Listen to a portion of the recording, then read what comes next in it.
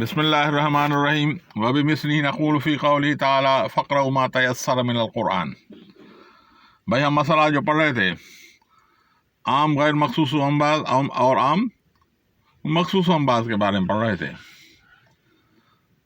ہم احناف کے نزدیک عام غیر مخصوص و امباز فی کتاب اللہ تعالیٰ سے دلیل لینا قطعی ہے، جس طرح خاص من کتاب اللہ سے پہ عمل کرنا قطعی ہے، اس طرح اس سے بھی قطعی ہے۔ اور عام مخصوص و امباز سے دلیل لینا ظنی ہے، جبکہ امام شافعی رحمۃ اللہ علیہ کے نزدیک عام غیر مخصوص و امباز ظنی ہے اور عام مخصوص و امباز دلیل لینے کے قابل ہی نہیں ہے۔ آج جو مصنف رحمۃ اللہ علیہ نے قرآن کی آیت فرمائی ہے فقرؤوا ما تیسر من القرآن، یہ نماز کے بارے میں ہے۔ امام شافعی رحمۃ اللہ علیہ کے نزدیک نماز میں سورہ فاتحہ پڑھنا فرض ہے۔ اگر سورہ فاتحہ نہیں پڑھے گا بھولے سے یا آمدن تو دونوں صورتوں میں نماز نہیں ہوگی۔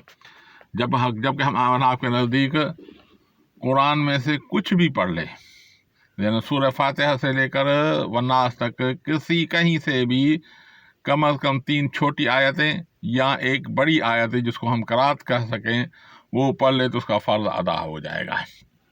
جبکہ امام شافعی کے نزدیک سورہ فاتحہ پڑھنا فرض ہے۔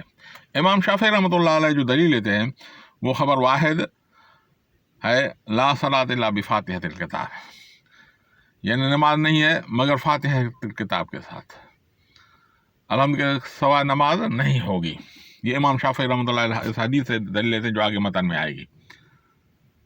جبکہ ہم جو دلیل پکڑتے ہیں وہ لیتے ہیں فقرؤوا ما تیسر من القرآن، پڑھو جو تمہیں میسر ہو، جو تمہیں آسان لگے قرآن میں سے۔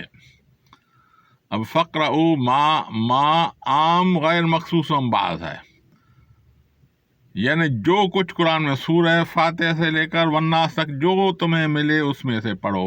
ہمارے نزدیک قرآن میں سے کوئی بھی 3 چھوٹی آیتیں یا ایک بڑی آیت پڑھی جائے تو اس کا فرض ادا ہو جائے گا،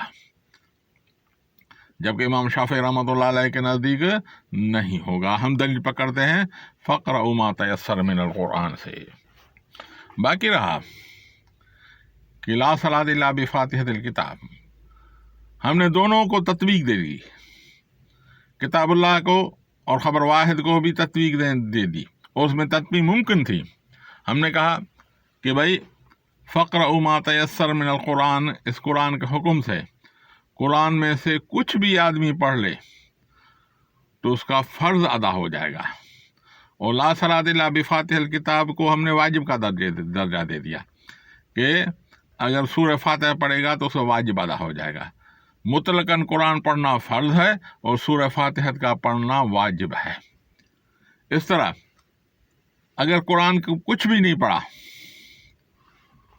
بھولے سے یا آمدن، اس کی نماز نہیں ہوگی ہمارے نزدیک، اور اگر سورہ فاتحہ نہ پڑھی تو اس کا واجب رہ جائے گا اور سجدہ سہو کی اس کی جو ادائیگی ہو جائے گی۔ تو ہم نے تطبیق دونوں کو تطبیق دینے کی کوشش کی اور اس میں تطبیق ممکن تھی، اس لیے مطلقاً قرات فرض ہے اور سورہ فاتحہ کا پڑھنا واجب ہے۔ اب ہمارے اوپر ایک اعتراض وارد ہوتا ہے، وہ اعتراض وارد یہ ہوتا ہے کہ بھائی حدیث مبارکہ میں جو آیا ہے لا صلاۃ الا بفاتحۃ الکتاب، لا جو نفی آئی ہے اس کی نماز ہوتی نہیں ہے، جبکہ آپ کہتے ہیں کہ بھائی اگر نماز میں سورہ فاتحہ عمدن چھوڑے تو نماز نہیں ہوگی، اگر بھول جائے تو وہ سجدہ سہو سے ہو جائے گی اور نماز ہو جائے گی، جبکہ حدیث کہہ رہی ہے کہ لا صلاۃ نماز ہوتی نہیں ہے الا بفاتحۃ الکتاب، فاتحہ کے ساتھ نماز ہوتی نہیں ہے۔ تو اس کے متعلق آپ کے پاس کیا جواب ہے؟ تو ہم بولتے ہیں بھائی یہ جو نفی آئی ہے یہ کمال کی نفی ہے۔ اصل میں عبارت یہ ہے لا صلاۃ الکاملۃ الا بفاتحۃ الکتاب، نماز کامل نہیں ہوگی مگر سورہ فاتحہ سے۔ تو یہ کمال کی نفی ہے، یہ نماز کی نفی نہیں ہے۔ تو ہمارے اوپر اعتراض ہوگا بھائی آپ نے ایسے ہی جواب دے دیا، یہ کمال کی نفی ہے، ہم تو بولتے ہیں کہ یہ نماز کی نفی ہے۔ ہم بولتے ہیں بھائی اس کے ہمارے پاس نظیر موجود ہے۔ جیسے ایک حدیث میں ہے لا صلاۃ لجار المسجد لا فی المسجد، نماز جو مسجد کے قریب رہتا ہے اس کے گھر میں نماز نہیں ہوتی۔ ٹھیک ہے، ایک مسئلہ۔ دوسرا، لا عہد لمن لا ایمان لہ، جس کا وعدہ نہیں اس کا ایمان ہی نہیں ہے۔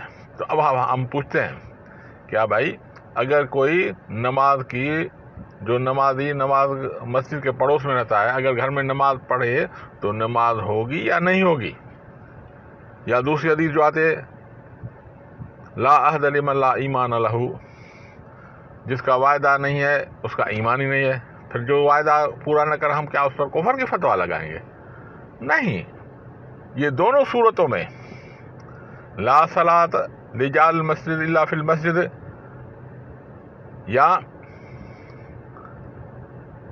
لا عہد لمن لا ایمان لہ، اس کا وعدہ نہیں ہے، جس کا ایمان نہیں ہے اس کا وعدہ نہیں ہے، یہ کمال کی نفی ہے۔ یعنی جو گھر میں نماز پڑھے پڑوسی جو مسجد کا ہے تو اس کا نماز کامل نہیں ہوگی، نماز نہیں ہو جائے گی، یا جو وعدہ نہ نبھائے اس کو وہ کامل مومن نہیں کہا جائے گا، اس کو کافر نہیں کہا جائے گا۔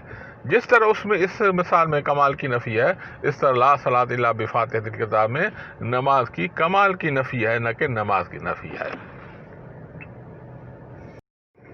بھائی مسئلہ سمجھ میں آ گیا؟ اب آ جائیں عبارت کی طرف۔ وَبِمِثْلِهِ نَقُولُ فِي قَوْلِهِ تَعَالَى فَاقْرَؤُوا مَا تَيَسَّرَ مِنَ الْقُرْآنِ، اور اسی طرح ہم کہتے ہیں قول اس اللہ کا جو بلند ہے، فَاقْرَؤُوا پس پڑھو، مَا تَيَسَّرَ مِنَ الْقُرْآنِ جو کچھ آسان لگے تمہیں قرآن میں سے، فَإِنَّهُ عَامٌ یہ عام ہے، فِي جَمِيعِ مَا تَيَسَّرَ مِنَ الْقُرْآنِ اس سب میں سے جو آسان لگے قرآن میں سے، وَمِن ضرورتِهِ پس لازم ہے، ضرورت کی معنی ہے لازم ہے، عدم التوقف جوازی علی قراءۃ الفاتحہ نہ موقوف کرنا جائز ہونا نماز کا فاتحہ کتاب پر۔ ٹھیک ہے بھائی، عدم التوقف جواز علی قراءۃ الفاتحہ کتاب نہ موقوف، اس لیے ضروری ہے کہ نہ موقوف رکھا جائے نماز کا جائز ہونا فاتحہ کتاب ہے۔